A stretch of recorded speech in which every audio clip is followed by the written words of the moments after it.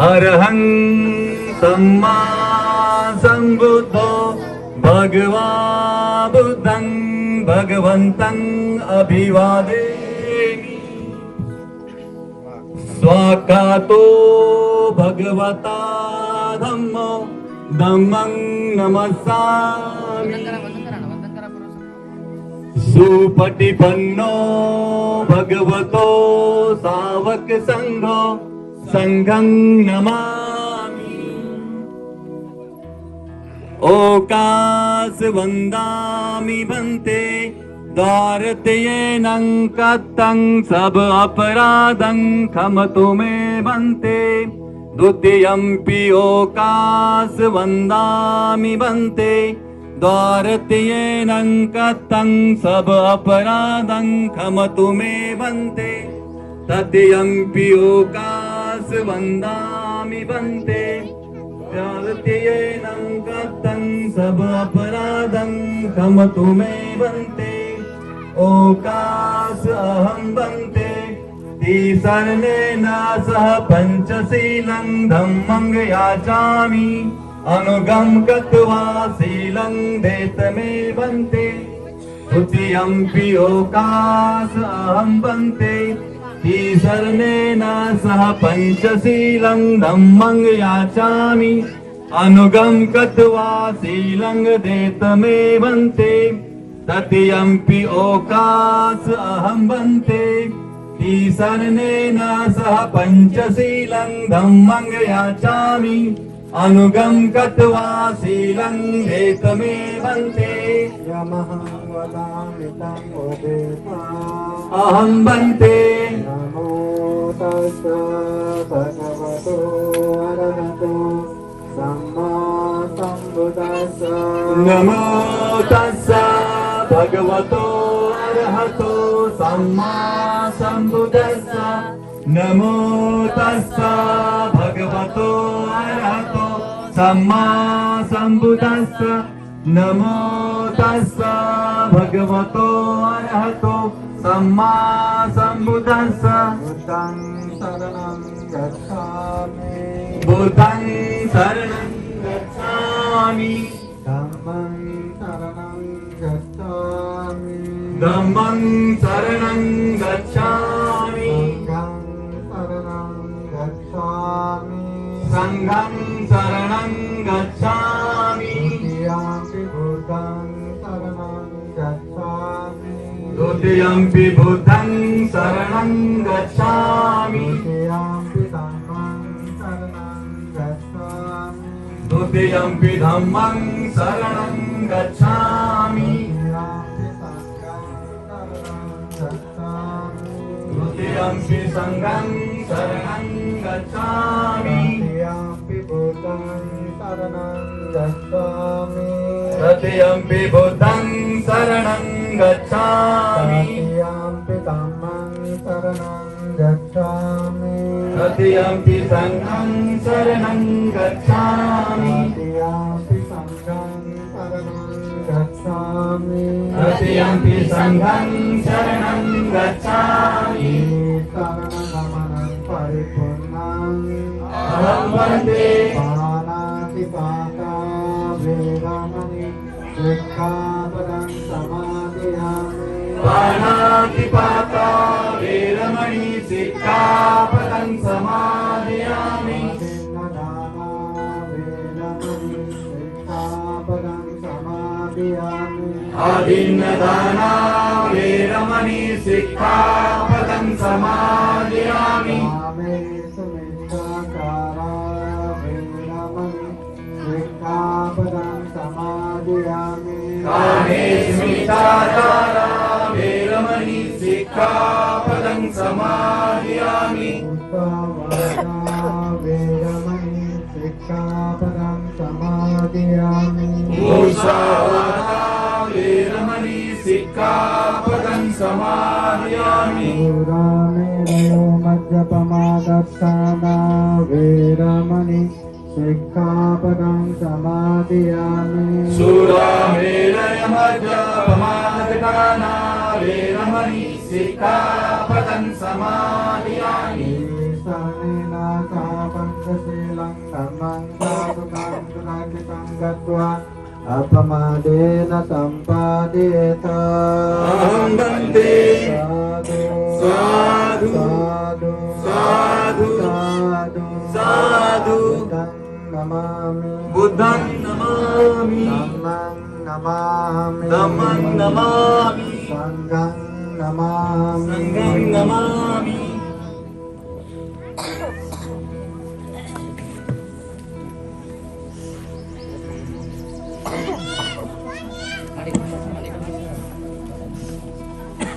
बुद्ध गुण तम गुण संग गुण स्मरण करके बुद्ध वंदना करते हैं।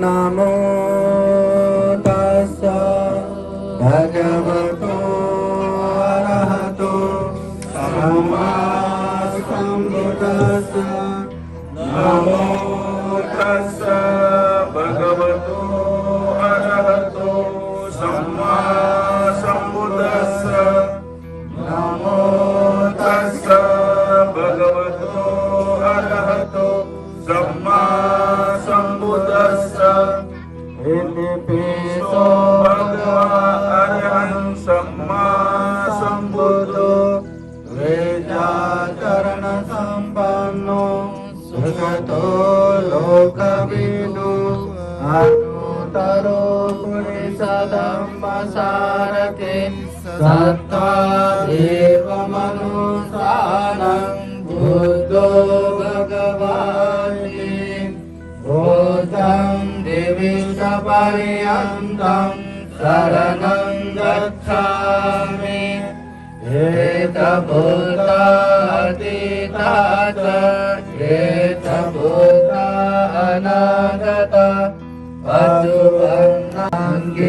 अचुवन्नाङ्गिरतनं लोके विदति विविधा भूतो रतनं ब्रह्म समानते तस्मासोते भवन्तु मे अठामितो आर्यपतो जनानां पटिपन्नो भगवतो सावकसङ्घो उदुपटिपन्नो भगवतो सावकसङ्घो न्यायपटिपन्नो भगवतो सावकसङ्घो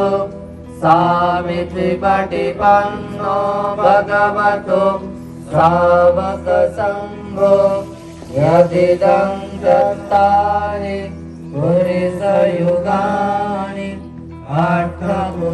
अष्टपुरुषपूगला एष भगवतो सावकसङ्घो आहुनैयो पाहुनैयो दक्षिणैयो अञ्जलि अहं वन्दामि सर्वदा नास्ति मे शरणं नय्यं सङ्गो मे शरणं वरम् एतेन सत्यवचेन भूतु मे जयमङ्गलम् भूतमङ्गेन वन्देऽहं सङ्गं च दिविदोतमं सङ्गेयो कलितो दोषो सङ्गो खमतु तं मम यं किंचिरतनं लोके विदति विविधा भूतो रतनं सङ्गसमानते तस्मासोते भवन्तु मे सङ्गो विशुद्धो वरदक्षिणेयो सन्देन्द्रियो सममलपरिणो गुणैः लेखे समे विपातो हरासवोतं नमामि सङ्गम् हिमाय धम्मानुधम्मपटिपत्या भूतं भुदेमि हिमाय धम्मानुधम्मपटिपत्या धम्मं भुदेमि हिमाय धम्मानुधम्मपटिपत्या सङ्गं पूजयामि भक्ता हिमाय पटिपतिया। दुसऱ्या सत्रामध्ये या ठिकाणी भक्तजनचे धम्मदेशना, सामनेरांची जी मुलं आता सामनेर होणार आहे त्यांची धम्मदीक्षा आणि त्यानंतर जे बामणे मंडळी या ठिकाणी आहेत त्यांचं स्वागत, मार्गदर्शन आणि शेवटच्या सत्रामध्ये आपल्या सर्वांना 1-2 तासानंतर भोजनदान अशा प्रकारे या कार्यक्रमाचं नियोजन आहे। या कार्यक्रमासाठी विशेष करून अति गौरवनीय, अति पूजनीय, अति वंदनीय पूज्यवदंत डॉक्टर इंदवंसजी महाथेरो यांची प्रमुख उपस्थिती आपल्याला लाभलेली आहे। अत्यंत शिलवान, ज्ञानी, विद्वान असे ते भंतेजी। तथागत भगवान बुद्धांनी जो कर्मसिद्धांत सांगितला त्या कर्मसिद्धांतावर भंतेजीने PhD प्राप्त केली। मुरले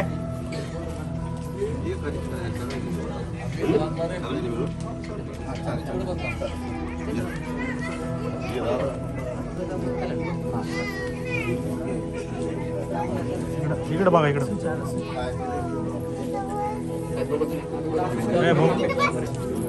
इकडे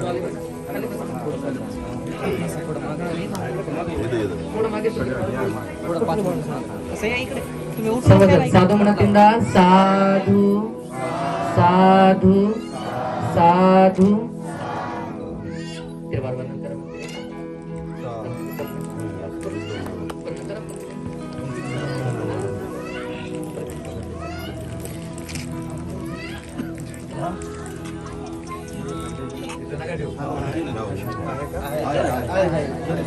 त्यानंतर पूज्यभदंत धम्मरक्षकजी थेरो जे की नागपूर या ठिकाणी आलेले आहेत, त्यांचंही ही संयोजन समिती या ठिकाणी स्वागत करते आहे।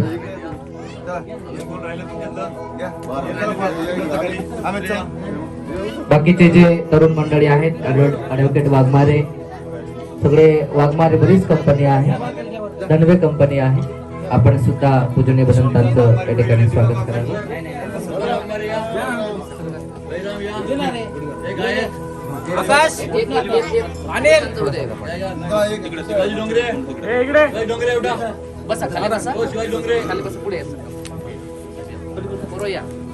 तरुण मंडळी जे की आता 10 दिवसापर्यंत भिक्खू संघाची या ठिकाणी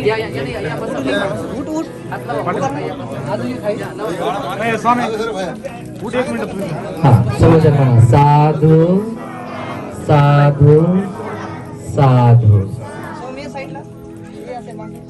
बाजू सर त्याला जाऊ दे ना। हो डोंगर साहेब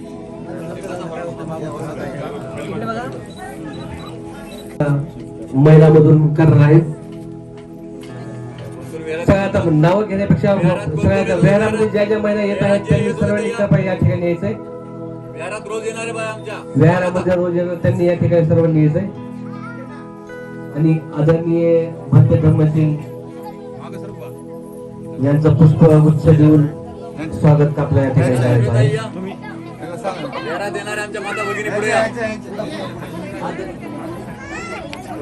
आदरणीय भंते धम्मसिंग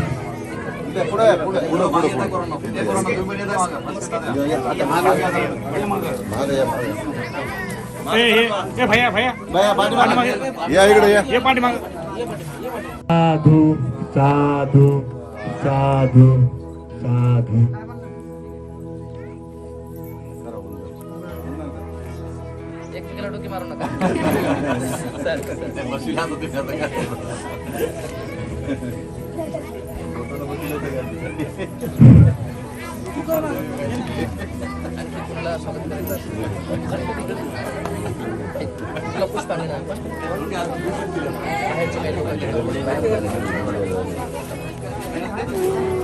या ठिकाणी आदरणीय भंते धम्मसिंग यांनी पूर्ण कार्यक्रमाची या ठिकाणी रूपरेषा अगोदर सांगितलेले आहेत।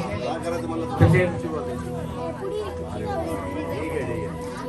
मुंबईहून आलेले डॉक्टर भदंत इंदवंस महाथेरो यांचाही त्या ठिकाणी एक पूर्ण तथा विपස්සना परिचय शिबिर प्रारंभ व भोजनदान कार्यक्रम या ठिकाणी आज आपण ठेवलेला आहे। तर दिनांक 7 नोव्हेंबर 2021 म्हणजे आजपासून दिनांक 21 नोव्हेंबर 2021 पर्यंत या ठिकाणी सर्व बाल मुलांचे ग्रामीण शिबिर आयोजित केलेलं आहे. या शिबिरामध्ये 10 दिवसाचं विपश्यना शिबिर सुद्धा या ठिकाणी होणार आहे. म्हणजे आपले जे सेमिनार झालेत त्यांना डबल या ठिकाणी फायदा होत आहे. फक्त काही ठिकाणी सेमिनार फक्त शिबिरच आयोजित केलं असेल, परंतु आपल्या तथागत बौद्ध विहारा द्वारा आयोजित केलेले आहे. दोन्ही या ठिकाणी संगम या ठिकाणी जुळून आलेला आहे. तुमचा विपश्यना केंद्राचा सुद्धा केंद्र उपेक्षा सुद्धा आणि शिबिर सुद्धा. तर याचे मुख्य संयोजक आहेत आदरणीय भिक्खू धम्मशील हिंगोली. सध्या त्यांचा मुक्काम रहिवास बीड या ठिकाणीच आहे.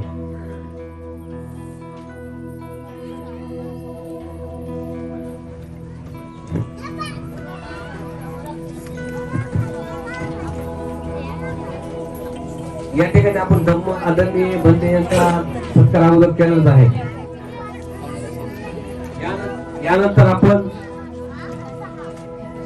प्रमुख पाहुण्यांचा सत्कार करणार आहोत.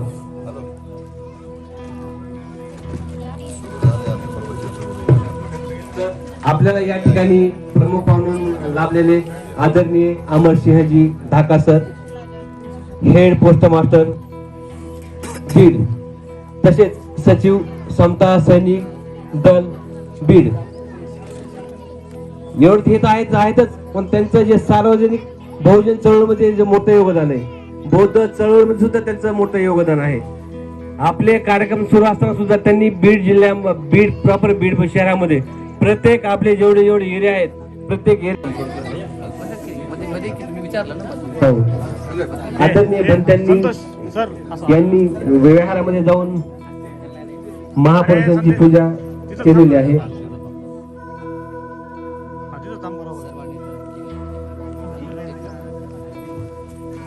सर्वांनी ढाका सरांचं टाळ्यावाजून स्वागत करावं. जरा जोरदार टाळ्या वाजवा. तुम्हाला भोजन आहे नंतर, म्हणजे भूक लागली तरी हरकत नाही. टाळ्या वाजल्यामुळे भूक लागते. ढाका सरांनी 3 महिन्यापर्यंत या विहाराला वेळ दिला. खरं तर आम्ही तिकडे दुसरीकडे आम्ही नियोजन करतो म्हणजे ग्रंथ वाचनाचं, पण ढाका सरांनी इथे येऊन मीटिंग घेतली आणि इथल्या लोकांना प्रेरित केलं आणि मला फोन केला, भंतेजी आपल्याला इथेही वेळ द्यावा लागेल. मला हे विहार माहित नव्हतं. 3 वर्षापासून मी या म्हणजे बीड शहरामध्ये आहे, परंतु ढाका सरांनी हे विहार म्हणजे या ठिकाणी दाखवलेलं आहे. आणि या ठिकाणी माझ्या अनुपस्थितीमध्ये सुद्धा ते उपस्थित राहत होते आणि दररोज त्यांनी या ठिकाणी आपलं ऑफिस करून बलभीमनगरच्या विहारामध्ये जात होते. याही विहारामध्ये ते येत होते आणि इथल्या मुलांना महिलांना ते प्रेरित करत होते. तेव्हा निश्चितपणे ढाका सरांनी ते तर केलंच, परंतु इथल्या विहाराला द बुद्धानीच धम्मा या 5 ग्रंथाचं वितरणही त्यांनी केलेलं आहे आणि आपल्या सर्व माणसांना या कार्यक्रमासाठी प्रेरित करून एक धम्ममय वातावरण करण्याचं काम आदरणीय ढाका सर या ठिकाणी केलेलं आहे. तेव्हा आपल्या सर्वांच्या वतीने पुनश्च आपण त्यांचं जोरदार टाळ्यांनी स्वागत करावं. धन्यवाद आदरणीय भंते.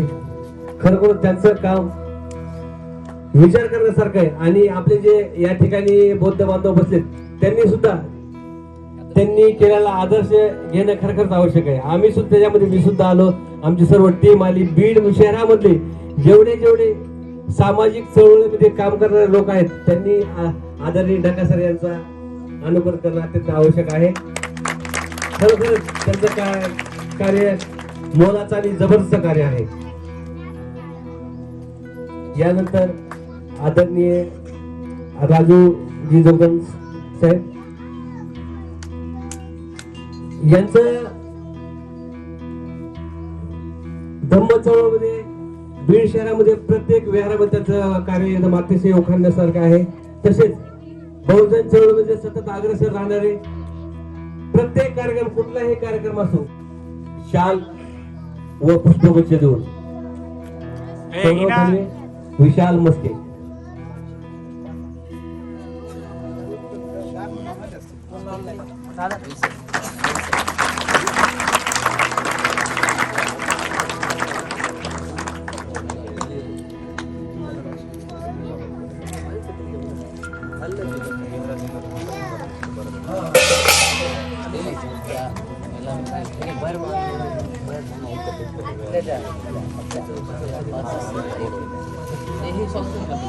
फक्त सुकाळे सरांनी केलेला आहे. तेव्हा निश्चितच एक असं दानशूर व्यक्तिमत्व, जवळ तू दानत्व आपल्यामध्ये निश्चित आलं पाहिजे. दान हा उपासकांचा गुण आहे. प्रत्येक विहारासाठी सरांचं सुद्धा काही ना काही योगदान असतं. पुनश्च सरांचं एकदा स्वागत करावं आपण. यानंतर बाहेर बीड शहरामधून बरेचशा या ठिकाणी प्रतिष्ठित मंडळी आले आहे. आदरणीय चव्हाण साहेब, अधीक्षक जिल्हा न्यायालय बीड, तसेच विहाराचे सहसचिव आणि प्रियदर्शी संस्थेचे सचिव आणि आमचे खास मित्र, ते आम्हाला त्यांनी इतकं सहकार्य केलंय न्यायालयामध्ये असताना, आणि त्यांचं कार्य म्हणजे कार्य जबरदस्त कार्य आहे. आणि त्यांच्या रिटायरमेंट झाल्यानंतर सुद्धा त्यांनी एवढं मोठलं त्या ठिकाणी व्यवहार बांधलेला आहे. त्यांनी कुठलीही गोष्टी न पाळता, कुठल्या गोष्टीचा तामण न बाळगता या ठिकाणी त्यांनी एक केलेला आहे. तर त्यांचा सत्कार रवी डोंगरे करतील.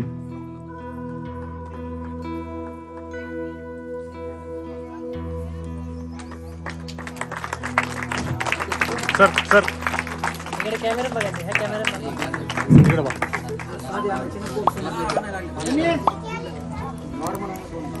जय भीम. जय भीम.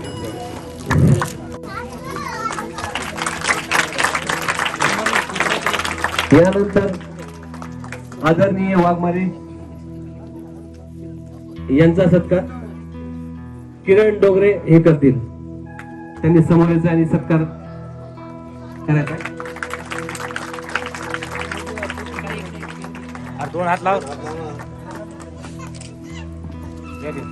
जय भीम. वेळ दिला आणि या परिसरामध्ये धम्ममय वातावरण केलं. मी सर्वांचे या ठिकाणी स्वतःचा आभार मानतो. आणि जे मुलं या ठिकाणी श्रामनेर होणार आहेत ते खरोखर त्यांच्या येणाऱ्या आयुष्यामध्ये एक चांगलं शिस्तीचं, एक चांगलं धम्माचं कार्य करतील अशी अपेक्षा ठेवतो आणि माझं मनोगत या ठिकाणी थांबवतो. जय भीम.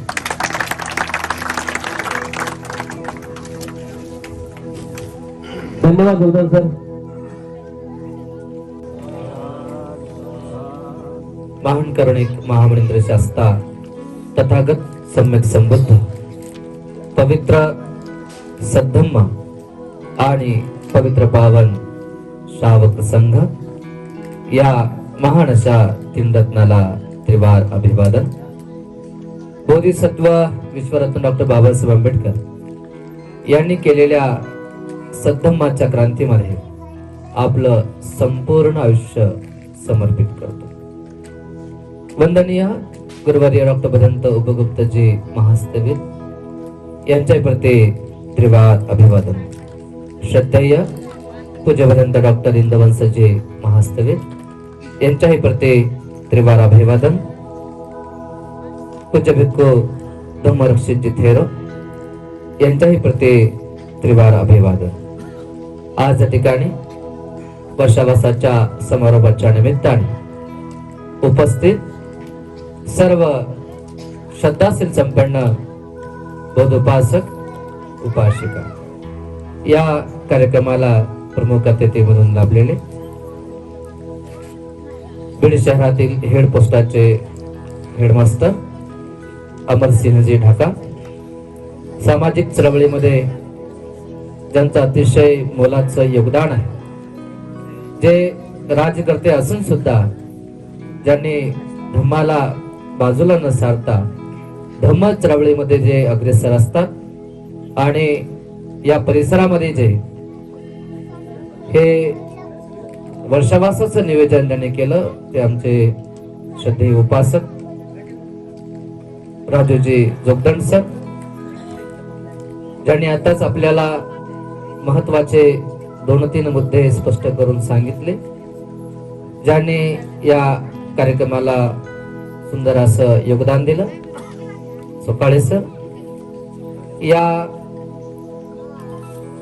वर्षावासामध्ये 3 महिन्यापर्यंत सतत विहारामध्ये येऊन ज्यांनी हा कार्यक्रम यशस्वी केला ती सर्व संयोजन मंडळी, तद्वतच प्रियदर्शी धम्मसंस्कार शिक्षण संस्थेचे सर्व सन्माननीय संचालक पंडितजी घाडगे सर, पंडितजी चव्हाण सर, भोले सर, तर्कसे बंधू राजूजी भोले आणि या परिसरातून उपस्थित झालेले सर्व सामनेर होण्यासाठी उपस्थित छोटे मोठे बंधू,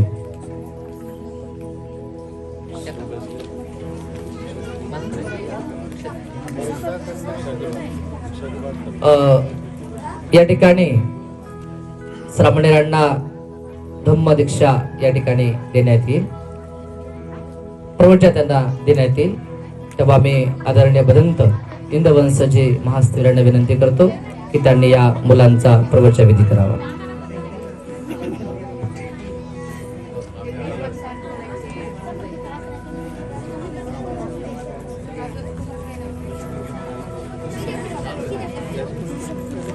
सब लोग पैर पीछे करके बैठो.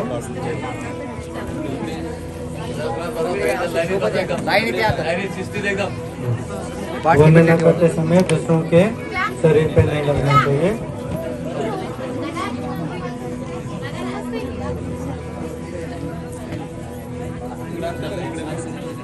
ये बरोबर एक लाइन में आ जाओ.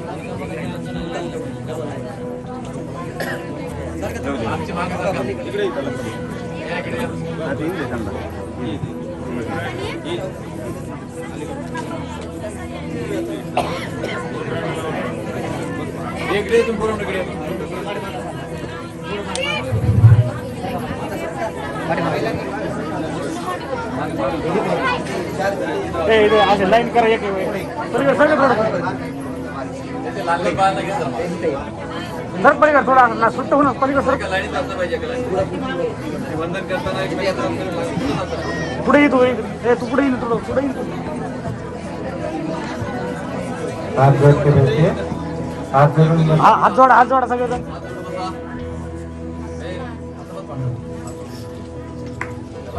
सर्वप्रथम हाथ जोड़ के शील प्रार्थना करना है. पहले पंचशील प्रार्थना करेंगे, फिर उसके बाद सामने दीक्षा करेंगे. सब हाथ जोड़ के जैसा मैं बोल रहा हूँ वैसे ही. अरहं सम्मा सम्बुद्धो भगवा भूतं भगवन्तं अभिवादेमि. प्रणाम करो.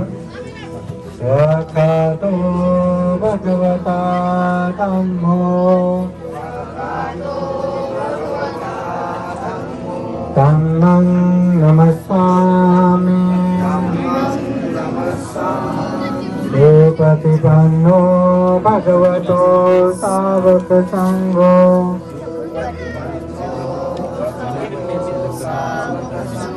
संघं नमामि. लोकास वन्दामि भन्ते भारतयेन यतं सापं अपराधं क्षमत्वा मे पान्ते द्वितीयाम्पि लोकासहं भन्ते ते शरणेन सह पञ्चशीलं धम्मं याचामि. अनुग्रहं कृत्वा शीलं देता मे पान्ते द्वितीयाम्पि यमहं वदामि तं वदेत. आमन्ते. नमो तस्स भगवतो अरहतो सम्मा सम्बुद्धस्स.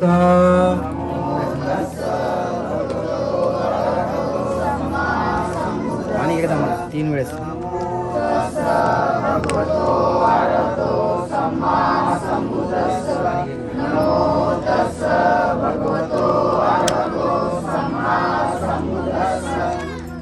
बुद्धं शरणं गच्छामि धम्मं शरणं गच्छामि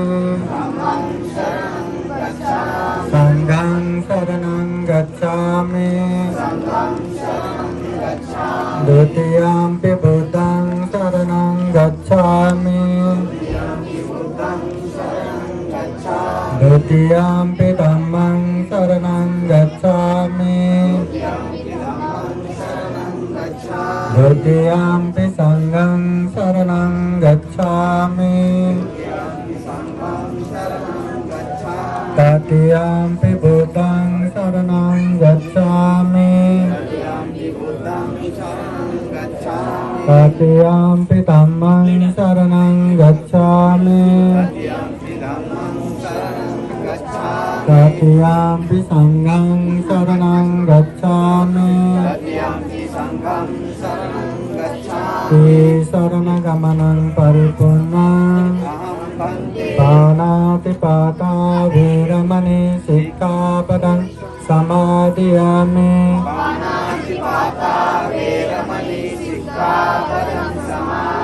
आदिन्नदाना वीरमणि सिक्खापदं समादयामि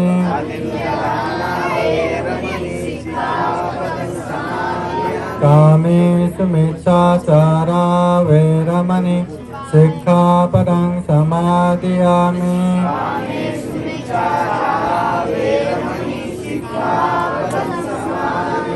मुसावादा वैरमणि सिक्खापदं समादयामि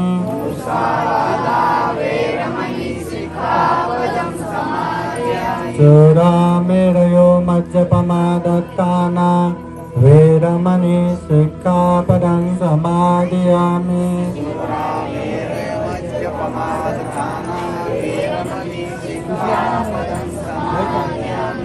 शरणेन सह पञ्चशीलं धम्मं साधुकं सुरक्षितं कृत्वा अपमादेन सम्पादेत साधु साधु साधु बुद्धं नमामि धम्मं नमामि संघं नमामि जीवन का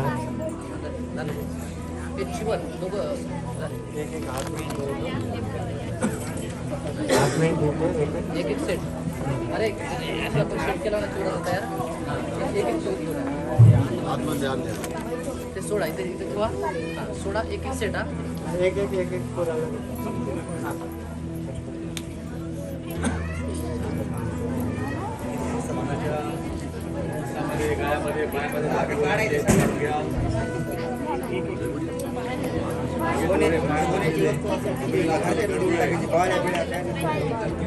अभी अभी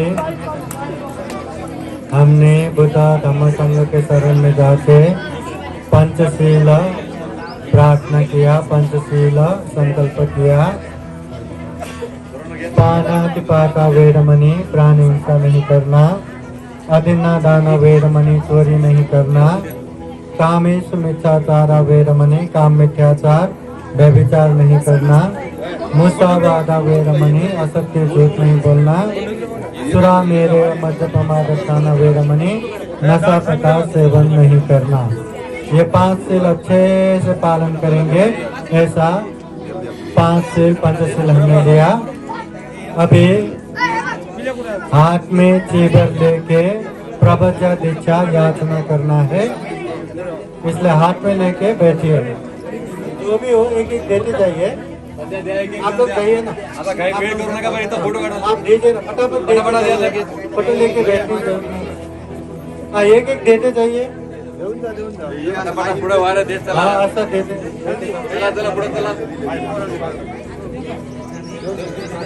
आप फटाफट दीजिए।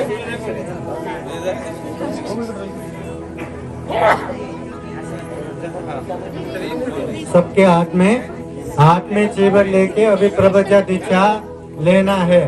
सभी दुखों से मुक्त निर्वाण प्राप्ति के लिए ये चीवर लेके हमें प्रवज्ञा दीक्षा दो करके याचना करना है, प्रार्थना करना है। इसलिए अपना चीवर अपने पास अपने हाथ में रहना चाहिए।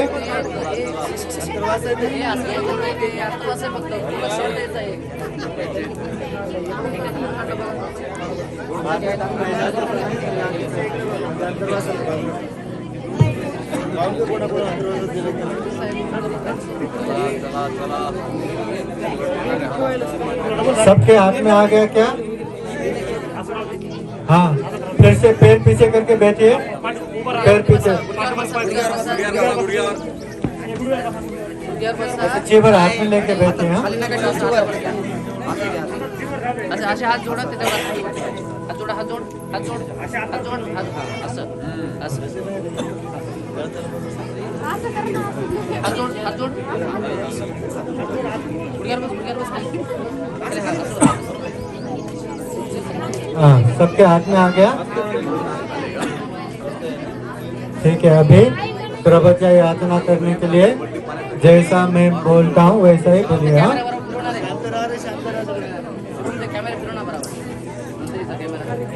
हाँ, जैसा मैं बोलता हूँ वैसा ही बोलिए। मागे मागे म्हणा, बाकी लोक शांत राहा। सब दुख निस्सरणं निब्बान सच्चिकरणथाय इमं कासावं गहेत्वा तप्पाजेथ लेभन्ते द्वितीयम्पि सब्ब दुःख निस्सरणं निब्बान सच्चिकिरियाय सच्चिकरणथाय इमं कासावं गहेत्वा तप्पाजेथ लेभन्ते तृतीयम्पि सब्ब दुःख निस्सरणं निब्बान सच्चिकरणथाय इमं कासावं गहेत्वा तप्पाजेथ लेभन्ते। साधु साधु साधु। यहाँ देते देते जाइए, सब लोग उठ के देते अपने आसन पे बैठिए। अब ये चीवर अपने गुरु जी को दे रहे हैं कि ये चीवर लेके हमें प्रवज्ञा आप नहीं लेना, सिर्फ ये लेके वहां रखिए।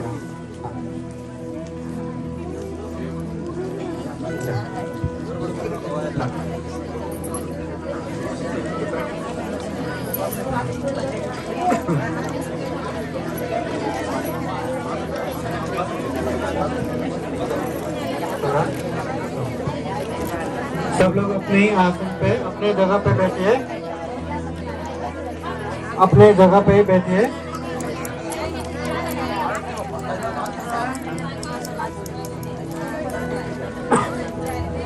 बैठिए।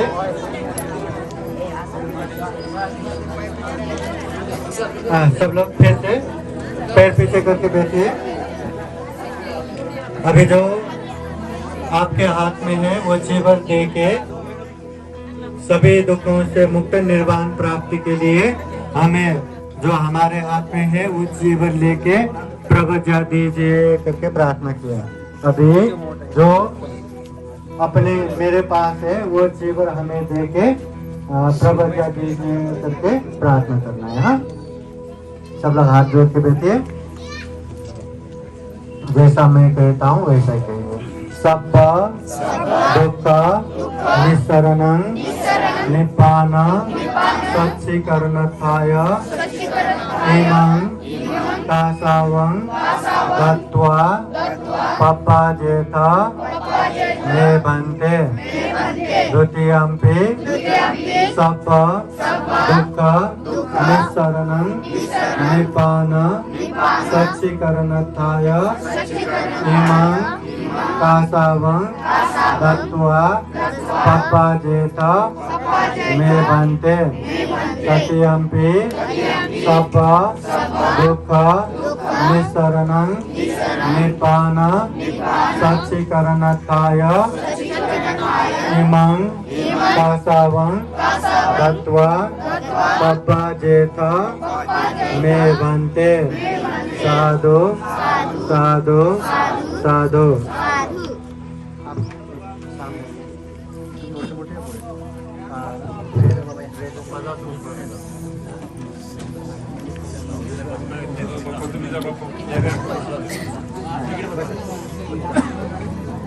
बस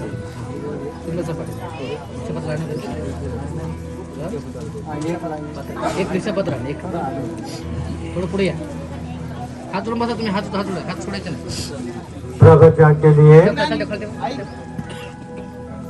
प्रभु जी जीवन के लिए ये जो बाल है वो जरूरी नहीं है तो उसको निकालना है। तो आज तो सभी पहले निकाल चुका है फिर भी विधि है कि ये सब निकाल रहा हूँ करके। हाँ केसा लोमा नखा दंता ताजो केसा लोमा नखा दंता ताजो केसा लोमा नखा दंता ताजो साधु साधु साधु। अब ये भी विधि है। ये कहीं पे भोजन नहीं मिला तो भिक्षा से भी जीविका के लिए ये पात्र है। ये जो काय बंधन है क्या काय बंधन एक फॉर्मेलिटी देता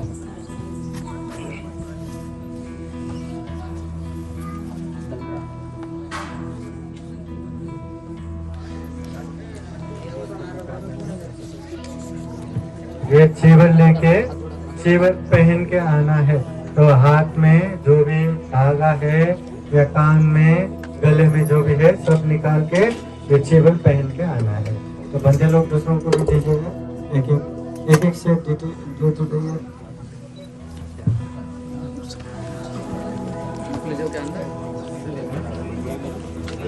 अभी कहाँ चीवर चेंज अंदर जाइए फिर उसके बाद 10 सील सामने सील लेके पूर्णतः प्रबज्जा होना है।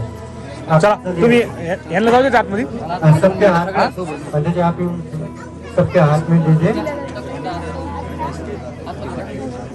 अंदर चलिए अंदर चलिए और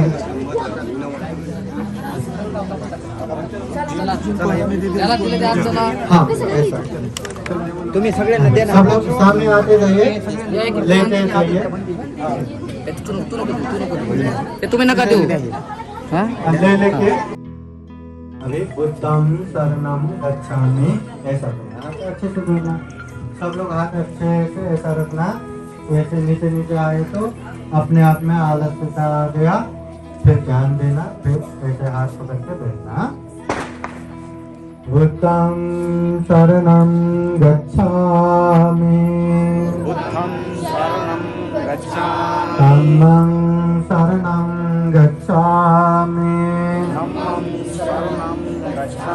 संघं शरणं गच्छामि द्वितीयंपि बुद्धं शरणं गच्छामि द्वितीयंपि धम्मं शरणं गच्छामि द्वितीयंपि संघं शरणं गच्छामि द्वितीयंपि संघं शरणं गच्छामि तृतीयंपि बुद्धं शरणं गच्छामि तृतीयंपि बुद्धं शरणं गच्छामि तृतीयंपि धम्मं शरणं गच्छामि तृतीयंपि धम्मं शरणं गच्छामि तृतीयंपि संघं शरणं गच्छामि तृतीयंपि संघं शरणं गच्छामि शरणागमनं परिपूर्णं आमन्ते हनुमते न अभी 10 सामने रख सील लेना है। हाँ पानातिपाता वेरमणि पानातिपाता वेरमणि सिक्खापदं समादियामि सिक्खापदं समादयामि आदिन्नदाना वेरमणि अदिन्नदाना वेरमणि सिक्खापदं समादयामि सिक्खापदं समादयामि अब्रह्मचर्या वेरमणि अब्रह्मचर्या वेरमणि सिक्खापदं समादयामि सिक्खापदं समादयामि मुसावादा वेरमणि मुसावादा वेरमणि सिक्खापदं समादयामि सिक्खापदं समादयामि सुरामेरयो मज्जपमा दत्ताना वेरमणि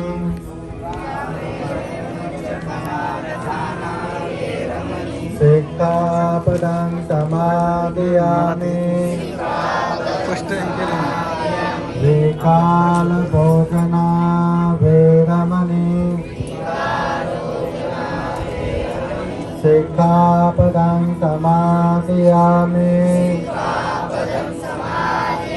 न चकित वादित विशुक दर्शना वेरमणि सिक्खापदं समादयामि माला गंध विलेपन धारण मंडन विभूषणोत्थान वेरमणि सिक्खापदं समादयामि जात उच्चासेना महासेना वेरमणि सिक्खापदं समादयामि जाता रूप रजत पतिगहना वेरमणि सिक्खापदं समादयामि अपमादेन सम्पादेत साधु साधु साधु बुद्धं नमामि धम्मं नमामि संघं नमामि। सब लोग हाथ जोड़ के बैठिए। अभी बौद्ध विनय अनुसार श्रामणेर दीक्षा परिपूर्ण हो गया, आप लोगों का प्रवचित हो गया। अभी आप लोग श्रामणेर बन गए। श्रामणेर बनने के बाद जिस तरह घर गृहस्थ में रहने वाले उपासक उपासिकाएं 5 शील अच्छे से पालन करते हैं या पालन करना चाहिए, उसे कहते हैं पंचशील। पंचशील हर दिन प्रार्थना करना चाहिए और हर दिन पालन करना चाहिए। वो 5 शील पता है ना, क्या क्या है? पहला क्या है? पानातिपाता वेरमणि, प्राणी हिंसा नहीं करना। दूसरा क्या है? अदिन्ना दाना वेरमणि, चोरी नहीं करना। तीसरा क्या है? कामेषु मिथ्याचारा, काम मिथ्याचार व्यभिचार नहीं करना। चौथा क्या है? मुसावादा वेरमणि, असत्य झूठ नहीं बोलना। पांचवा क्या है? सुरा मेरय मज्जपमादत्थाना वेरमणि, अमल नशा पदार्थ सेवन नहीं करना। ये जो 5 शील है, घर गृहस्थ में रहने वाले हर उपासक उपासिकाओं को पालन करना है, हर दिन पालन करना है, हर समय पालन करना है। ये 5 शील में अगर एक भी शील बिगड़ता है तो पाप लगता है, अकुशल कर्म होता है। और जितना भी पाप लगता है, अकुशल कर्म होता है, वो अपने ही दुख का कारण बनता है। इसलिए वो 5 शील उपासक उपासिकाओं को है। अभी जो प्रवचित बनता है, जो श्रामणेर बनता है, उन लोगों को 10 शील पालन करना है। कितना शील? 10 शील। अभी यही 5 शील, ये 5 शील में तीसरा शील, ये कामेषु मिथ्याचार, काम मिथ्याचार, व्यभिचार नहीं करना, मतलब पर स्त्री पर पुरुष गमन नहीं करना। ये गृहस्थों के लिए है, मतलब अपने पति के साथ, अपनी पत्नी के साथ घर गृहस्थ में रह सकते हैं। मगर श्रामणेर बनने के बाद या जो 10 शील लेते हैं वो लोग अब ब्रह्मचर्य मतलब ब्रह्मचर्य पालन करेगा। ब्रह्मचर्य बोले तो न पति न पत्नी, है ना, ब्रह्मचर्य पालन करना। तो ये तीसरा शील में ये ब्रह्मचर्य पालन करना। तो 5 के 5 शील वही हो गया। छठा शील है विकाल भोजना, जो बेसमय कभी भी खाते रहना खाते रहना खाते रहना, ऐसे बेसमय में खाना नहीं है, भोजन नहीं करना। तो सीधा सीधा बुद्ध काल से अर्थ लगाते हैं कि 12 बजे के बाद भोजन नहीं करना।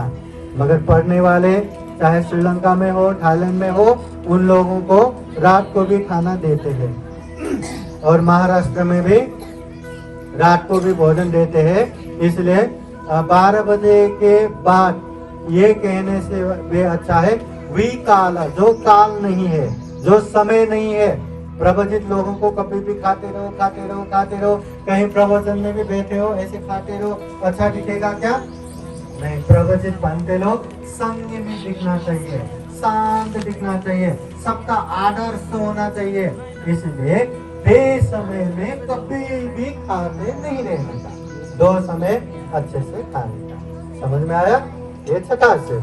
7वां शील है नच गीत वादित विसुक दर्शन। ये जो गृहस्थ लोग करते हैं ना, मतलब माला लगाना, ये नच, अनेक तरह से नाच के बैठना, अनेक तरह से गाते बैठना, अनेक तरह से बाजा बजा के बैठना, उन लोगों के लिए ठीक है। मगर आप लोग अभी श्रामिक बन के हाथ में पात्र आगे करके ऐसे बजाते रहो तो अच्छा दिखेगा? सब लोग हंसेगा कि वाह वाह कहेगा? क्या कहेगा? हंसेगा ना। इसलिए ये हमें शोभा नहीं देता। इसलिए ये आंग पे चीवर आने के बाद कहीं भी कैसे भी नाच के नहीं बैठने का, गा के नहीं बैठने का, बजा के नहीं बैठने का। अनेक तरह से अत्तर पाउडर लगाते हैं ना, सेंट हो गया, क्रीम वीम ये लगाते हैं ना, ऐसी चीज नहीं लगाने का। सामान्य जीवन जीने का, ये 7वां शील। 8वां शील है माला गंध विलेपन धारण मंडन विभूषण थाय। ये अनेक तरह से माला लगा के शोभायमान बनते हैं ना, ऐसे माला लगा के नहीं बैठना। हाँ, गंध, अनेक तरह के गंध जो सेंट रहता है ना, ऐसे वो लोगों के पास जाते हैं, कितना वो पास आते हैं ना, ऐसे सेंट लगा के भी नहीं बैठना।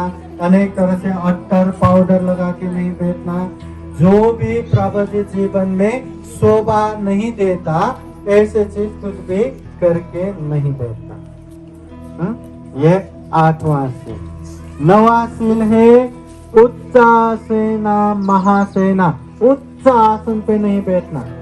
उच्च बोले तो ऐसे ऊपर कुर्सी पे बैठे, ये उच्च आसन है क्या?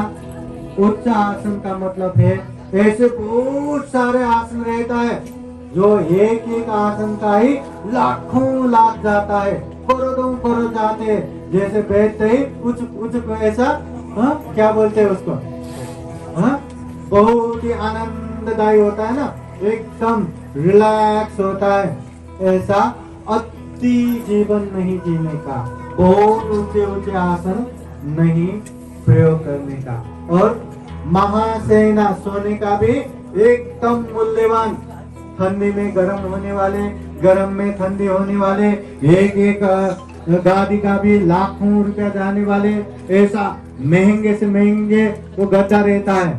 आजकल तो फैशन हो गया, कोई नया फ्लैट लेते हैं, नया घर लेते हैं, सबसे पहले ज्यादा खर्चा या तो टॉयलेट में करते या तो सोने के अच्छे से अच्छे वो बेड, एक एक बेड का ही 1-1 लाख रुपए का, वो एक एक गादी का ही 50-50 हजार का, ऐसे महंगे से महंगे लगाते हैं। अभी एक प्रवचित बनते भी ऐसे महंगे से महंगे में बैठेंगे सोएंगे तो सामान्य लोगों का दिल जलेगा कि नहीं?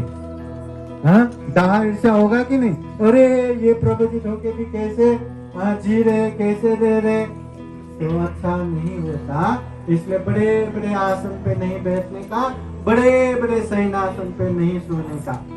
और इसका मतलब ये भी है कि कभी हमको श्रीमंत लोगों ने निमंत्रण दिया और रात्रि महापरित्राण हुआ और वहां हमें आराम करने के लिए बड़े बड़े आसन दिया, नहीं हमने, मतलब ये है अटैचमेंट नहीं रखना, आसक्त नहीं होना।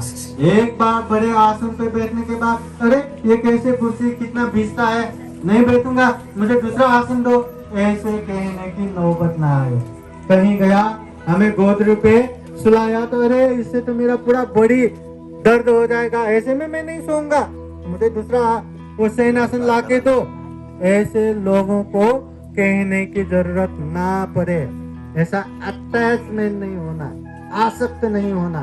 इस अर्थ में बड़े आसन पे नहीं बैठना, बड़े आसन शयनासन पे नहीं सोना। और ये नियम है करके कभी उपासकों ने देखा, राजा ने बुलाया, प्रधानमंत्री ने बुलाया या मंत्री लोगों ने बुलाया और पंडित लोगों को सम्मान के साथ बड़े आसन पे बैठाया, तो वहीं फोटो लेके वीडियो लेके देखो पंडित लोग ऐसे आसन में बैठ रहे करके अगर कोई नेगेटिविटी फैलाता है तो ये भी गलत है। अटैचमेंट नहीं, आसक्त नहीं होना।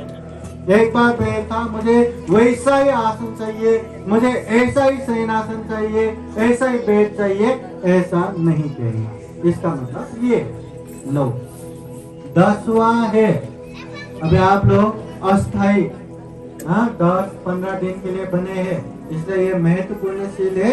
जात रूप रजत पति गहना, ये जब तक आंग पे चीवर लेके आप लोग रहते हैं ना, जितना हो सके उतना पैसे को हाथ नहीं लगाना। समझ गए क्या? अभी पैसे को हाथ लगाया, आप लोग 10-15 दिन के लिए बने, किसी ने दान दिया लिया 50 पैसा, मतलब अंदर अंदर आप लोग रखेंगे, बाद में चॉकलेट खाएंगे, चिप्स खाएंगे करके रखा, तो मन में लोभ उत्पन्न हो गया ना, लालच उत्पन्न हो गया ना, फिर दूसरे लोगों के पास वो भी देगा क्या, वो भी देगा क्या, उपासक के जो देने वाले उसके सामने खड़े रहो, देगा क्या। कहाँ प्रवजित बने हैं, बनते बने हैं, और कहाँ लोभ लालच हो गया। समझ गए क्या? इसलिए जितना हो सके उतना पैसे को हाथ नहीं लगाने का। फिर भी गुरुजी लोग अगर दान ले सकते हैं बोले तो पात्र में दान लेके गुरुजी को दे देने का, नहीं रखने का। और जात और रूप रजत, ये प्राणी जब तक बनेंगे तब तक चांदी को भी हाथ नहीं लगाना, सोने को भी हाथ नहीं लगाना। आपके मम्मी मिलने को आए, यहाँ सोने का कंगन है तो उसको ऐसे ऐसे छू के बैठने का नहीं। और जब तक भांटे बने हैं, चाहे वो मित्र हो, चाहे अपना पुत्र हो, चाहे कोई भी हो, अभी अपने पुत्र जैसा ऐसा गले लगा के ऐसा नहीं करने का। समझ में आए क्या? जैसे मैं यहाँ हूँ, आप मुझसे सीनियर है, मेरे माता जी के उम्र के है, तो आप तो मेरे पुत्र के उम्र है करके मुझे लाड करोगे क्या? करेंगे? नहीं करेंगे ना। जितना सम्मान ये चीवर को दिया जाता है, यही चीवर अभी इन लोगों के आंग पे है, इसलिए उन लोगों को भी उतना ही सम्मान देना है। इसलिए जितना हो सके, यहाँ गृहस्थ उपासक उपासक है ना, वो लोग भी बंदे के चीवर खुद मिलाने नहीं जाने। चीवर को गृहस्थ लोग नहीं करना, अगर अति आवश्यक पड़ा तो अलग बात है, नहीं तो बंदे लोग बैठे हैं, बंदे लोग करेंगे। तो एकदम बंदे लोगों को सम्मान के साथ ही मेरे बेटे, कम से कम फोटो लेते समय तो और ध्यान रखना, ऐसे हाथ रख के ये वो फोटो तो हमेशा रहता है ना, किसी ने पोस्ट किया तो सोशल मीडिया पे जाएगा, इसलिए इस तरह का फोटो तो बिल्कुल नहीं लेने का। बंदे के पास बैठे तो हाथ जोड़ते हुए या नीचे बैठे हुए, मतलब बाद में देखने के बाद भी सबके मन में श्रद्धा उत्पन्न होना चाहिए, उस तरह से व्यवहार करना। क्योंकि सबको आप बता के नहीं चल सकते कि ये तो मेरा बेटा है, ये मेरा बेटा है ना, देखने वाले बेटे हैं ये नहीं सोचेगा। इसलिए बनते एक सम्मान के साथ, जिस तरह अपने माता पिता को ये बनते बनने से पहले ये वंदना करते हैं, या प्रणाम करते हैं या नमस्कार करते हैं। अभी ये लोग पंडित बने, ये लोग श्रावणी बने, तो आप लोगों को माता पिता भी हो तो भी अपने अपने बच्चे को वंदना करना है। ये तो मेरा पुत्र है, मेरा बेटे है, और गृहस्थ नाम लेके तो बिल्कुल नहीं पुकारना। हाँ, किसी का क्या मतलब प्रमोद होगा, किसी का क्या होगा, क्या नाम था पहले? हाँ, प्रणव। हाँ, अपने वो बेटे के प्रणव इकिरे करके ऐसा नहीं बनाने का है ना। अभी गृहस्थ नाम नहीं, पंते जी। हाँ, है तो श्रावणी, मगर रेस्पेक्टली आदर सम्मान के साथ हम पंते जी करके पुकारते हैं। श्रावणी जी करके पुकारते हैं क्या? नहीं ना। इसलिए सम्मान के साथ व्यवहार करना। और जब तक आप लोग रहेंगे ये 10 दिन को बहुत ही ध्यान देके पालन करना। जिंदगी में ऐसा समय बार बार नहीं आता। इसके बाद ये 10-15 दिन के बाद जब आप लोग जाएंगे ना, जाने से पहले लगेगा मैं अब हर बार ऐसे भक्ति करने आऊंगा, मगर आसान नहीं है। अपने माता पिता परिवार को छोड़ के ऐसे प्रवचित जीवन भेजना आसान नहीं है। अभी रात से पता चलेगा, आसान नहीं है। इसलिए बुद्ध कहते हैं ये निष्क्रम पारमी है। हाँ, बहुत बड़ा पारमिता है, इसलिए अच्छे से रहने का। अभी इन लोगों को नाम देना, नाम तैयार है? हाँ? लिस्ट नहीं है?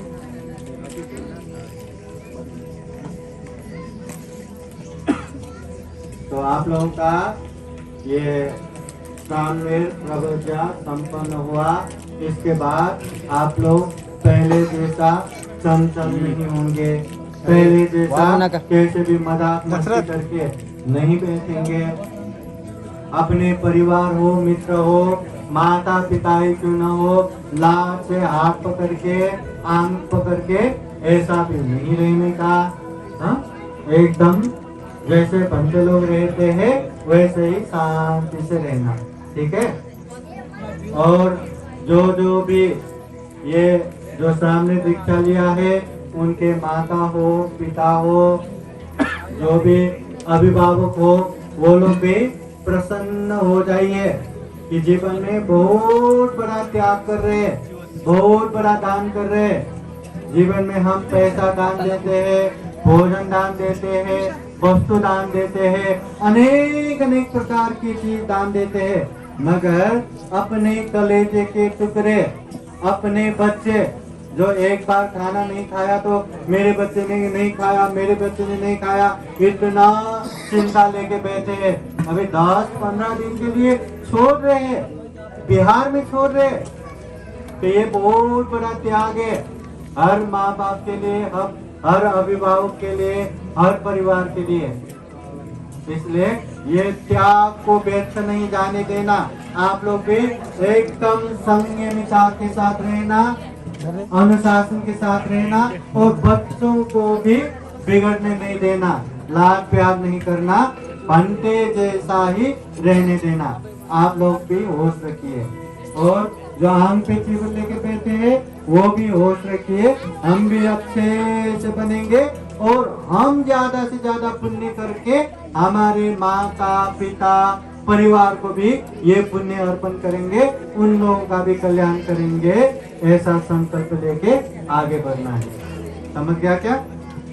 बहुत बड़ा पुण्य है। बुद्ध शासन में कहते हैं एक बार भी अपने पुत्र या पुत्री को बुद्ध शासन में त्याग करते हैं या प्रवचित बनाते हैं तो इसका पुण्य इतना बड़ा होता है कि वो बुद्ध धम्म का अंशयार बनता है। कहते हैं 7 जन्मों तक तो दुर्गति नहीं जाता, इतना बड़ा पुण्य होता है। इसलिए ये बंदी बनना इतना बुरा भी नहीं है। हाँ? बहुत ही अच्छे पुण्य कर्म होता है, बहुत ही दुर्लभ है। इसलिए हो सके तो अपने बच्चे, हाँ 2 है तो एक में बुद्ध शासन के लिए त्याग ही करता हूँ, हमेशा के लिए बंदे बनाता हूँ, ऐसा निष्क्रम्य संकल्प भी आना चाहिए, ऐसा सम्यक संकल्प भी आना चाहिए। वो बहुत बड़ा पुण्य है। हाँ, अभी हमेशा के लिए तो दूर की बात है, अभी 10-15 दिन पहले अभ्यास करते हैं और 10-15 दिन हो गया तो हाँ मैं रह सकता हूँ, मैं दान दे सकता हूँ। अब तुम जिंदगी भर के लिए भी बैठ सकते हैं या बन सकते हैं करके वो त्याग कर सकते हैं। तो ये बहुत बड़ा पुण्य है। अभी ये कितने लोग हैं यहाँ? 32 लोग अभी प्रबंधित बने, श्रामिक बने। अभी भंते जी है, अच्छे से आप लोगों को सिखाएंगे ही, पर भंते जैसा रहना, ज्यादा मस्ती मजाक या इधर उधर करके नहीं बैठना। बहुत सारे लोग हैं तो ज्यादा खेल के एक दूसरे को चिल्ला के मार के ऐसा भी बिल्कुल नहीं बैठना। जिस तरह भंते रहते हैं संयमित रूप से शांति से रहना है। रहेंगे ना? पक्का रहोगे? हाँ पक्का रहेंगे तो 3 बार साधु साधु बोलो। हाँ अभी उपाध्याय गुरु ग्रहण करना है। सब लोग हाथ जोड़ो, पैर पीछे करके बैठो, पैर पीछे करके बैठिए।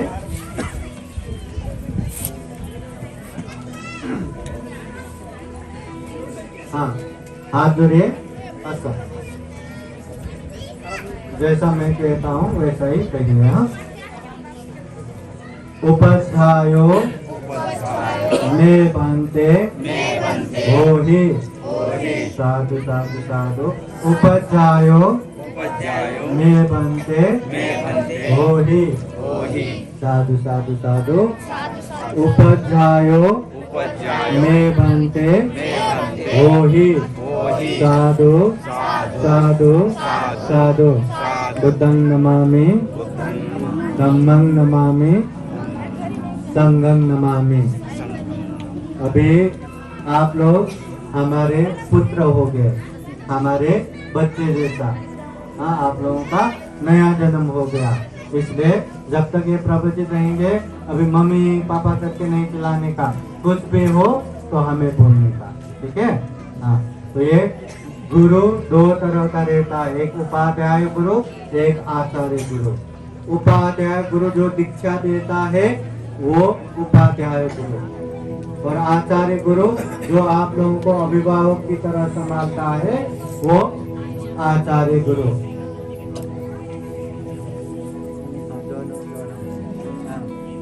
हाथ जोड़िए। आचार्य गुरु करना है। आचारो आचार्यो गुरु होहि साधु साधु साधु। आचार्यो गुरु होहि साधु साधु साधु। आचार्यो गुरु होता साधु साधु साधु। बुद्धं नमामि, धम्मं नमामि, संघं नमामि। अभी आप लोगों का एक तरह से नया जीवन हुआ है। सब गृहस्थाश्रम छोड़ के बुद्ध के पुत्र बने, प्रबोधित बने। इसलिए आप लोगों का माता पिता अभी वो लोग नहीं, ये बनते लोग हैं। कुछ भी हो बनते लोगों को बोलने का, ठीक है? ये पंछियों का 2 बार जन्म होता है, एक बार गर्भ से निकलना और दूसरे बार अंडे को फोड़ के जन्म होना। वैसे ही एक बार माँ के गर्भ से जन्म हो गया और ये दूसरा ज्ञान के लिए जन्म हो गया। हा? अभी आप लोगों का नाम भी चेंज होगा, पहले का नाम नहीं होगा। वो हमारे भंते जी बाद में आप लोगों को व्यवस्थित रूप से नाम देगा। अभी आप लोगों का उपाध्याय गुरु कौन? किसी ने पूछा तो क्या बोलना?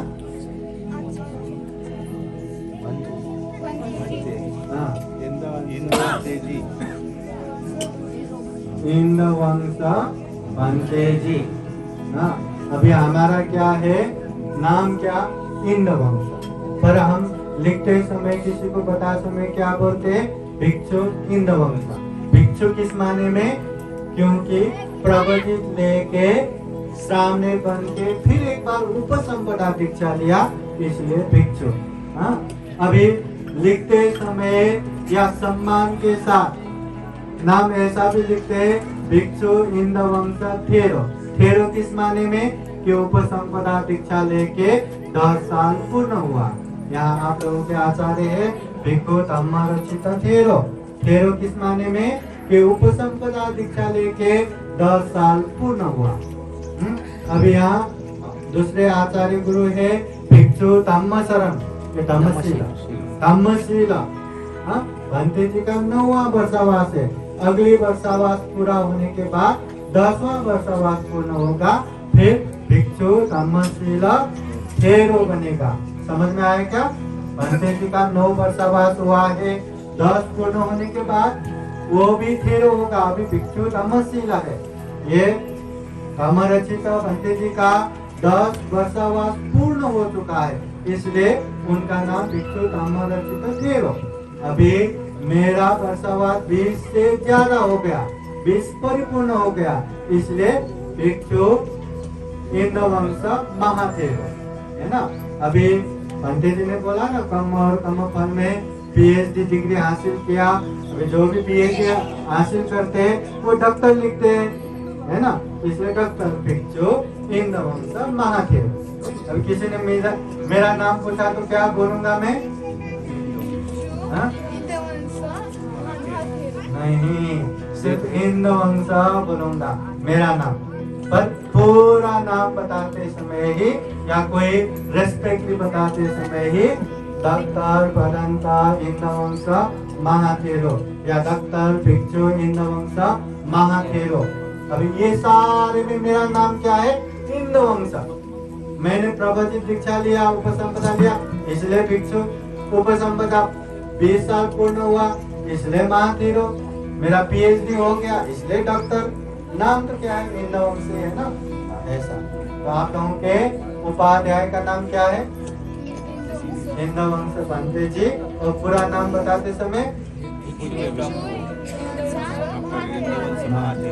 और आप लोगों के 2 आचार्य गुरु है, हाँ, जो ये पूरा प्रवचन काल में साथ में रह के आप लोगों के हर आवश्यकता को मद्देनजर में रखते हुए यहाँ व्यवस्था करेगा।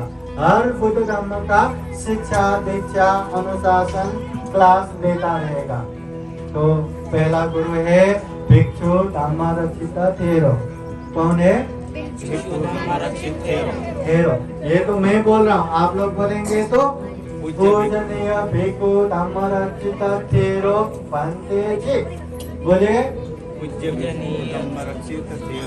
भंते जी।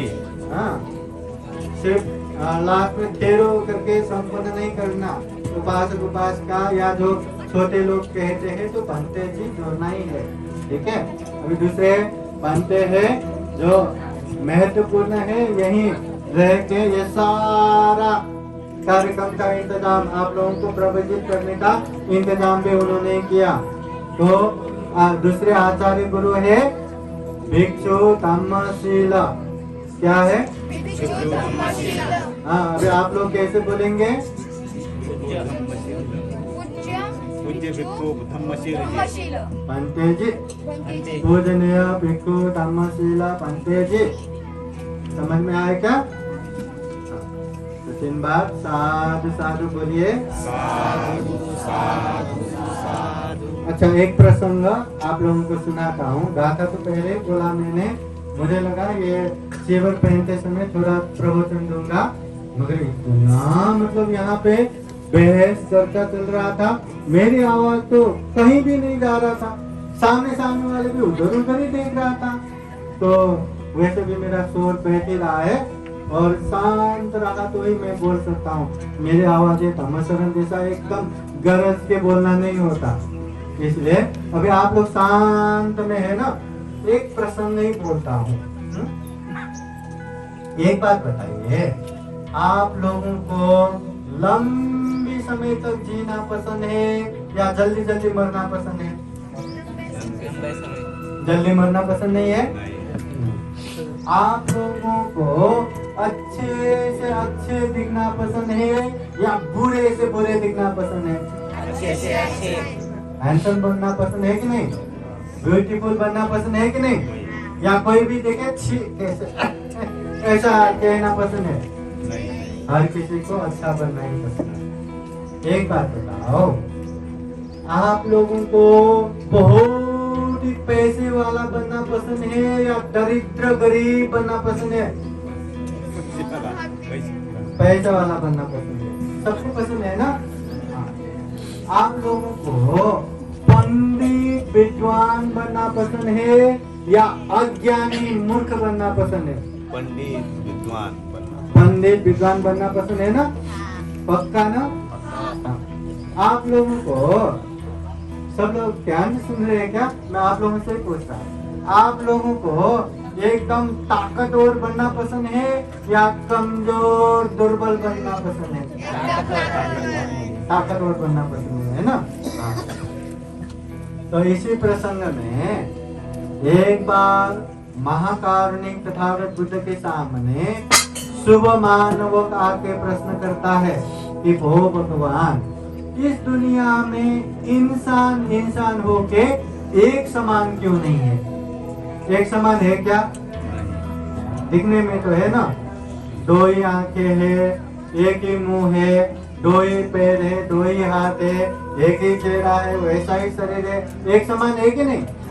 मगर इंसान एक समान, इंसान जाति तो वैसा ही दिख गया मगर एक समान नहीं है। किस माने में नहीं है? कोई यहाँ अल्पायु है, माँ के पेट में ही मर जाता है, जन्म होते ही मर जाता है, बालक काल में ही मर जाता है, कोई दीर्घायु है, लंबे समय तक जीते हैं। इंसान इंसान होके एक समान क्यों नहीं है? कोई एकदम पैसे वाले तनाते श्रीमंत है और कोई दरिद्र गरीब, खाने को ही क्या खाऊं क्या खाऊं, लगाने को ही क्या लगाऊं क्या लगाऊं। कोई बहुत ही विद्वान पंडित है और कोई मूर्ख अज्ञानी है। इंसान इंसान होके एक समान क्यों नहीं है? कोई जन्म होते ही कूड़े कचरे में फेंका जाता है और कोई जन्म होते ही लाखों लोगों का सलामी मिलता है। कोई दिखने में बहुत ही सुंदर दिखता है और कोई बहुत ही घिनौना। इंसान इंसान होके एक समान क्यों नहीं? और तो कोई जन्म से ही ये बीमार वो बीमार, इतने बीमारियां लेके जन्म होता है और कोई लंबे समय तक बीमारी पता नहीं, कभी कभी बुखार आना छोड़ के बीमारी होता नहीं। तो इंसान इंसान होके ये एक समान क्यों नहीं है? तो उस समय तथागत बुद्ध कहते हैं सबसे सत्ता कम सता, ये जितना भी हो रहा है, जो भी हो रहा है, सबका कारण कर्म है। कर्म बोले तो कर्म, कर्म बोले तो काम, काम बोले तो जो हम शरीर से करते हैं, जो वाणी से बोलते हैं, जो मन से सोचते हैं, वो सारे के सारे कर्म हो गया। अभी कर्म या तो अच्छा होता है या तो बुरा होता है। जो अच्छे कर्म है वो कुशल कर्म, जो बुरे कर्म है वो अकुशल कर्म। जो अच्छे कुशल कर्म करता है उसको अच्छा परिणाम आता है, जो बुरे अकुशल कर्म करता है उसे बुरे परिणाम आता है। तो यहाँ इंसान इंसान होके भी एक समान ना होने का मूल कारण यही कर्म है। इसलिए बुद्ध कहते हैं सबे सत्ता कर्म सता कर्म दायादा कर्म योनि कर्म बंधु कर्म पति शरणा यं कर्मं करिष्यन्ति कल्याणं वा पापकं वा तस्य दायादा भविष्यन्ति। इसलिए तथागत बुद्ध कहते हैं सबे सत्ता कर्म सता, ये जो भी हो रहा है जैसा भी हो रहा है ये कर्म की वजह से है। कम्म दायादा, जो हम कम करते हैं उसका ही हम अंशीदार बनते हैं। जिस तरह माता पिता के धन में उसके संतान का हक लगता है, अधिकार लगता है, वैसे ही खुद ने जैसा कर्म किया उसका अधिकारी वो खुद होता है। वो अच्छा कर्म करता है तो अच्छा, बुरा कर्म करता है तो बुरा खुद ही भुगतता है। कर्म योनि, ये तो अच्छे जगह पे जन्म होना या बुरे जगह पे जन्म होना वो भी खुद का ही कर्म है। जो अच्छे से अच्छे कर्म करके आते हैं वो अच्छे जगह पे जन्म होता है, जो बुरे से बुरे कर्म करके आते हैं वो बुरे जगह पे जन्म होता है। कर्म बंधु, हमारे सही बंधु भी कर्म ही है। याद रखिए, अगर अपना चरित्र अच्छा नहीं रहा तो एक ही पेट से निकला हुआ भाई भाई बहन बहन भी जानी दुश्मन शत्रु की तरह है। अगर चरित्र अच्छा रहा तो कोई भी कोने काप्चे में जन्म हुआ हो वो अपना सा लगता है, अपने होते हैं। इसलिए सही मायने में हमारा सच्चा बंधु कर्म है। कर्म पति शरणा, सही शरण भी कर्म ही है। कहने को तो हम बुद्धं शरणं गच्छामि, धम्मं शरणं गच्छामि, संघं शरणं गच्छामि, बुद्ध के शरण, धम्म के शरण, संघ के शरण जाते हैं, मगर बुद्ध धम्म संघ के शरण में जाके, बुद्ध की शरण जाके ज्ञान हमें आना चाहिए। धम्म की शरण में जाके दुख मुक्ति के मार्ग हमें जान के आगे बढ़ना चाहिए। संघ के शरण में जाके जीवन में हमेशा अच्छे मार्ग निर्देशन प्राप्त करके दानशील भावना करते जाना चाहिए। ये कर्म हमें करना चाहिए। कर्म करेंगे तो ही ये बुद्ध धम्म संघ शरण सार्थक होगा। इसलिए सही शरण कर्म है।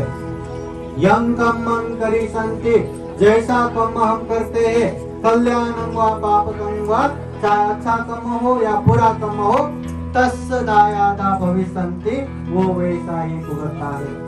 यादि संगोपते बीजं तादि संहरते फलम्, जैसे खेत में जैसा बीज हम डालते हैं वैसा ही अन्न आता है, वैसा ही फल आता है।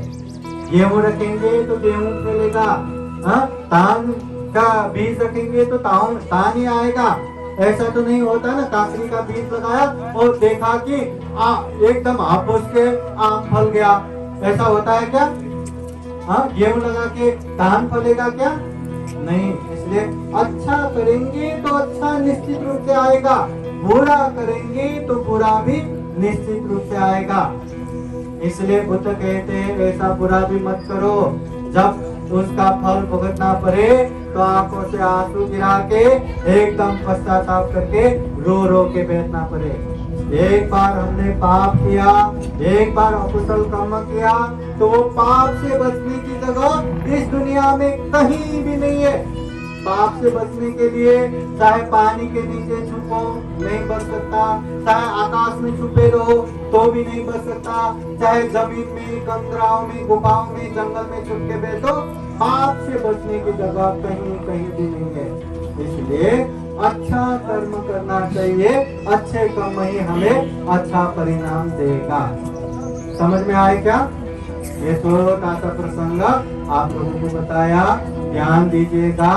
बुद्ध भी कहते हैं अच्छा है अपनो ना तो कोई ना तो परोसिया, हम खुद के मालक खुद ही है, कोई नहीं है। अच्छा करना हमारे हाथ में ही है, बुरा करेंगे तो भी हमारे हाथ में है। इसलिए हमें अच्छा पसंद है, सुख पसंद है, शांति पसंद है, आनंद पसंद है तो अच्छे से अच्छे पुण्य करना है।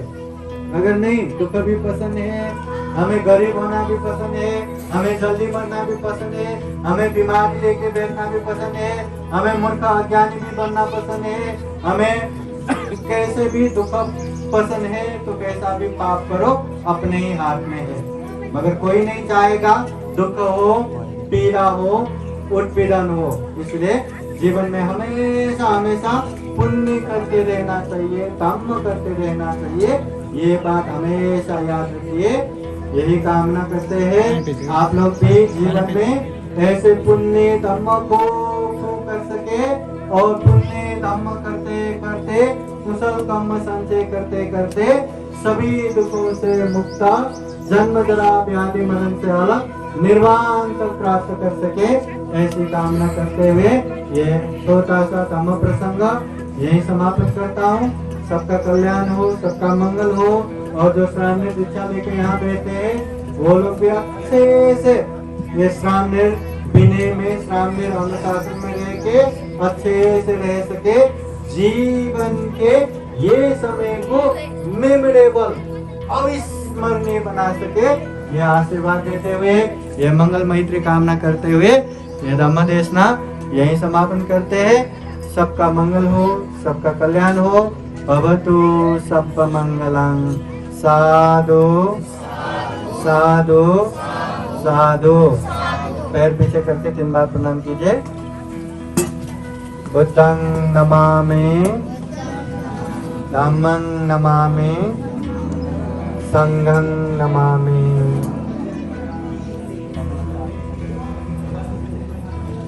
या ठिकाणी सामने प्रवचनविधी संपन्न झाली आहे आणि मंत्रींचं प्रवचन झालेलं आहे। यानंतर आपल्याला आशीर्वाद दिला जाईल आणि आशीर्वादानंतर आपल्या सर्वांना तथागत बुद्ध विहार सहयोग समितीच्या वतीने सर्वांना भोजनाची व्यवस्था केलेली आहे। 10 दिवसापर्यंत 14 ते 15 दिवसापर्यंत या ठिकाणी दिवसभर श्रामदेरांना याच ठिकाणी याच पेटांमध्ये धम्म प्रशिक्षण दिलं जाईल। रोज सकाळी 6 ते 8 आणि रोज संध्याकाळी 6 ते 9 या वेळेमध्ये सम्राट अशोक बुद्ध विहार या ठिकाणी आदरणीय भदंत धर्मर्षीजी विपස්සना परिचय शिबिर शिकवणार आहेत। तेव्हा आपल्या जीवनाला एक खऱ्या अर्थाने वळण देण्यासाठी, यथार्थ जीवन समजून घेण्यासाठी आपण सर्वजण त्या शिबिरामध्ये सहभागी होऊ शकता। सकाळी 6 ला यायचं, 8 ला जायचं, दिवसभर आपली कामं करायची। संध्याकाळी 6 ला यायचं, 9 वाजता घराकडे वापस जायचं। त्याला डोक्यावरची केस काढण्याची गरज नाही, अंगावर असे कपडे घेण्याची गरज नाही, किंवा अशी कुठल्या प्रकारची म्हणजे बाकी कुठल्या गोष्टी नाही। फक्त येऊन बसणे, ध्यान करणे, भंतरीचं प्रवचन आणि ते काही सांगतील ते ऐकणं आणि आपल्या जीवनातलं कर्मसिद्धांत आपण समजून घेणं, यथार्थ जीवन आपण समजून घेणं एवढंच त्या ठिकाणी आहे। तेव्हा या शिबिराचाही आपण लाभ घ्यावा, आपल्या जीवनामध्ये सकारात्मक विचार करून आपलं जीवनाचं मंगल साधण्याचा प्रयत्न करावा।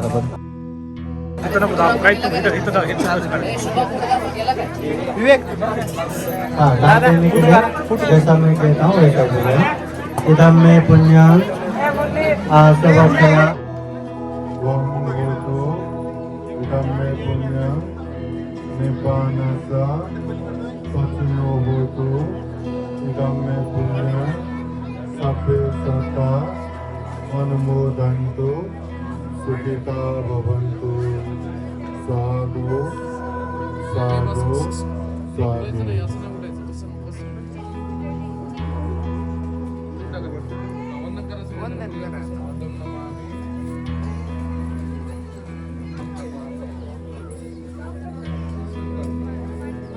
सर्वांनी या दान पुण्याचं अनुमोदन करायचं। साधू साधू म्हणा। साधु साधु साधु। आपल्या सर्वांना याच ठिकाणी भोजन दान दिलं जाईल।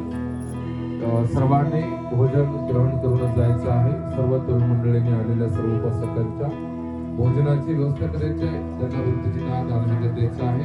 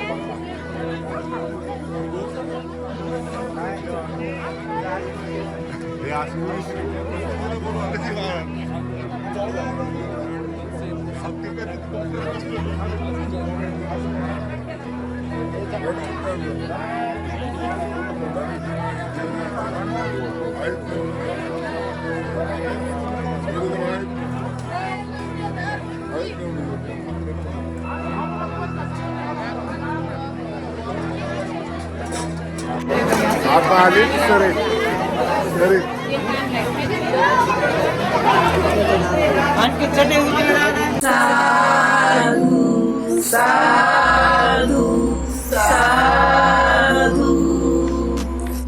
बुद्धं नमामि बुद्ध को नमन करता हूँ धम्मं नमामि धम्म को नमन करता हूँ संघं नमामि संघ को नमन करता हूँ